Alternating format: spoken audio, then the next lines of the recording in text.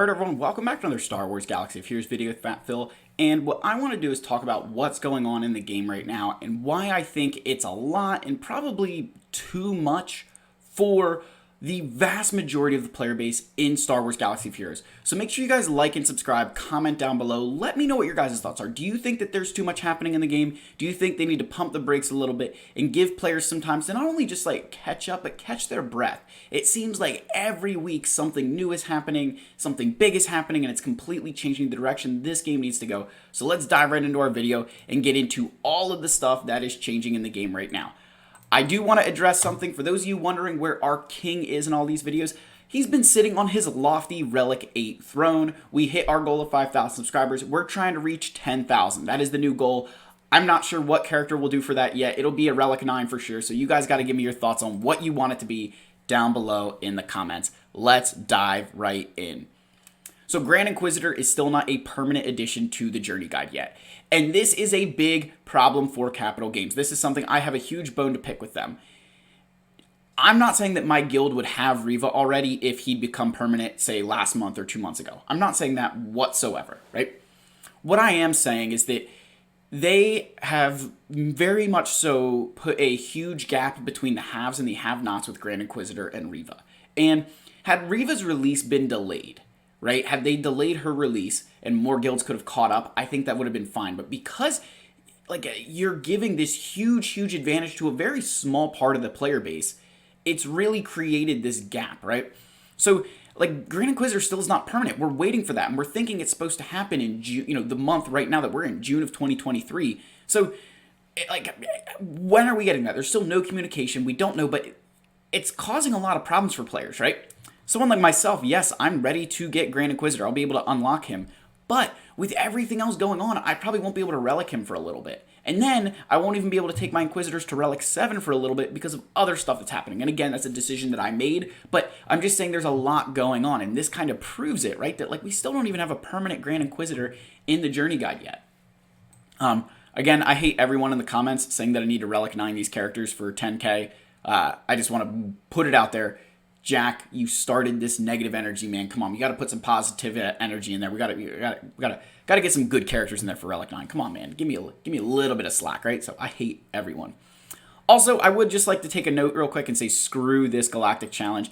This is such typical CG crap. Like they make this Galactic Challenge for Inquisitors, right? And they put a team in here that only Grand Inquisitor. I don't even know if Grand Inquisitor can beat this without Riva. I'm not sure.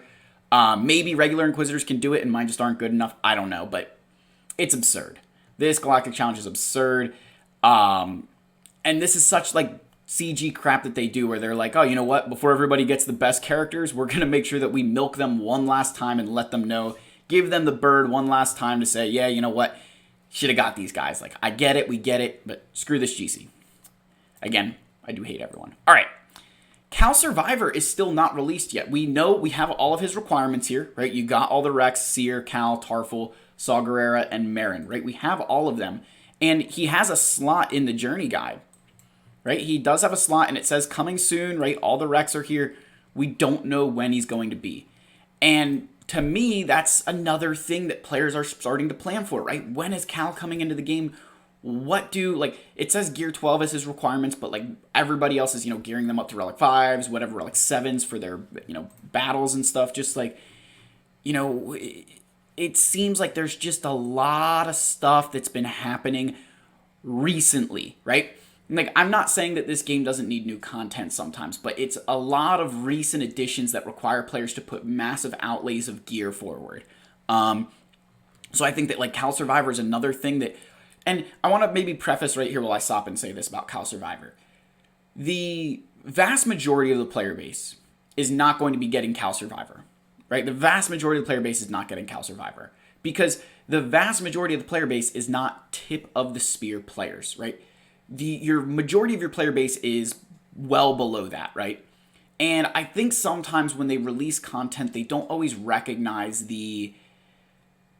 what it's actually doing. That every time they release new content, right, it puts the tip of the spear players further and further ahead, which is okay. They're spending money, right? That's the advantage. But the gap, I think there is like this gap. I used to not think it was really growing. I used to think that, the newer players were really able to catch up, but I think if they keep releasing things like Cal Survivor and, some of the other stuff that we'll get to in this video, it's really going to widen the gap, because I guarantee you that Cal Survivor is going to be needed for a lot of stuff. Like, they're not releasing anything nowadays that isn't necessary for the new Rise of the Empire, raids, conquest, all of this stuff. And I think it's widening that gap that I used to not really think was there is definitely there, like getting wider and wider now. So I think there's a lot going on, and they need to give some time to pump the brakes and let us catch up, right? So we've got Cal Survivor here. Oh, did I mention that Leviathan is going to be happening soon? And we don't have an official date for this. My assumption, the minute Conquest ends, Leviathan event is dropping. That is my hot take. That is 1,000% what I believe. They're going to, soon as Conquest ends, boom, Leviathan is there, like right at 2 o'clock for me. That's 100% what I think. Again, you guys can tell kind of how I feel about that. Like, it's just this, Dobby, no scratching. Stop. Hold on, guys. Stop. I'm trying to... We're selling this house. Don't scratch. I'm not editing that out, by the way. Where was I? Leviathan. Like, so like I'm farming Leviathan. That's why Inquisitors aren't happening. But my point is, like, they're probably going to drop this thing right after Conquest ends, because that's when everybody will have the Fury class interceptor at 7-star who's able to get it. And that's just like another thing that's going to be happening in every single month. It'll come back because it's a fleet. That's the way fleets work, right? It's a 1-month delay. So, my fear is a lot of us, myself included, right? We're going for Leviathan because it's going to be the new meta fleet, however you want to say it, right? I know everybody loves the way I say meta. But it's going to cause this roadblock for a lot of players that you're just going to be sitting there like, I'm probably I'm going to be a month delayed, which is fine. I've kind of come to terms with that.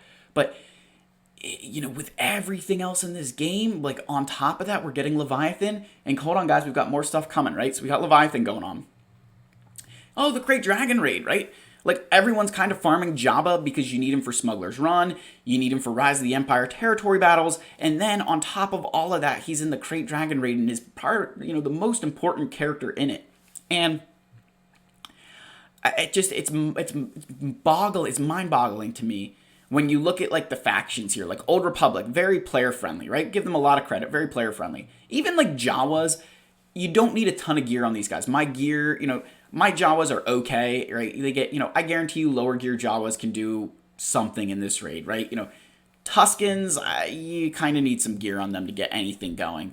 Mandalorians, like, you want Maul to do any kind of damage. I mean, Hawk Cartel, it's not bad. There's a couple of characters in there who do well without Jabba. But the Crate Dragon Raid looms over everything. That everybody really needs to be building for that Crate Raid to get better and better rewards. And I think it's another thing just looming over our heads that, like, oh gosh, like, we've got to be doing well in this raid, got to keep leveling up these characters and moving along. And again, just kind of, I think, pulling that gap a little bit for I've already gotten these characters and all these other different things. Like, I think it's really putting a damper on those players who are trying to catch up, who aren't tip of the spear, to not just compete in this game, but even be able to access the content. Because that's the bigger issue. Your issue sometimes isn't the fact that you're going to get something day one.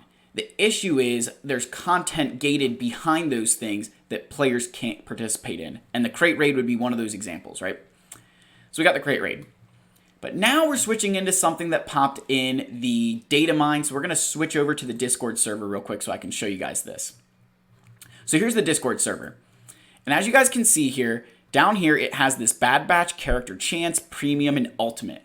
Now, why is all that in the data mine? Like, are we getting another member of the Bad Batch? Like, why are we getting a Bad Batch offer? What could be coming that we need the Bad Batch for? Well, we don't have Crosshair yet, right? Like, Crosshair's still not in the game. So that's something that I'm looking at, and I'm kind of like, man, you know what? Like, that could really be causing us some problems. So could we be getting another member of the Bad Batch? Like, it's a very real possibility. Or is Echo going to have an Empire, the Crosshair going to have an Empire tag? We don't know. So just something to keep in the back of your head here, because with these data mines, right, they normally hint at what's coming along, right? So like we look at the top here, And the one that's kind of like, the Jolie Bindo, I kind of get because of Old Republic, right? But like Tarful, Marin, Unaligned Force User, Saw Gerrera, all that stuff makes sense with what's going on. Cal Kestis Survivor coming into the game, right? You got your Seer Junda stuff.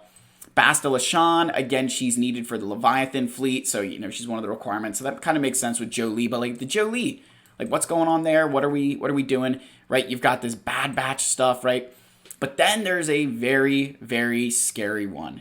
Ewok Squad Bundle. This one, this scares me. Why would we need an Ewok Squad Bundle? For a lot of players, we're going to be like, oh, we have all the Ewoks. What? But there's a lot. But if you're a newer player, you don't have Ewoks. And they just had some Ewok Galactic challenges. For the Trench Conquest, Ewoks were needed as part of the feats. And my gut assumption is that there's something coming that we're going to need Ewoks for. Capital Games is very good at dropping hints along the way of what you're going to need for something. They do not just do things out of like spite or randomness. They're either flat out tell you, like they've said that Tuskens are going to be big. We don't know what they're going to be big for quite yet. We just know we need them in the raid. We know we need them in Conquest, right? But we don't know what their final, like if there is their final use or if there's more. But we know that they're going to be important. Ewoks, same situation. Like, are they going to get super important? And here's why a lot of us are kind of calling this out, is because of this thing at the bottom here, Character Bundle 53, 1, 2, and 3. This means there's a new marquee character coming. Now, who knows? Maybe this could be a Bad Batch character like, Crosshair. Maybe, right, you've got this Jolie, right? We've got, Bastila. Maybe it's, Satil Shen or Mitra Surik as an Old Republic character because Leviathan's coming, right? We don't know.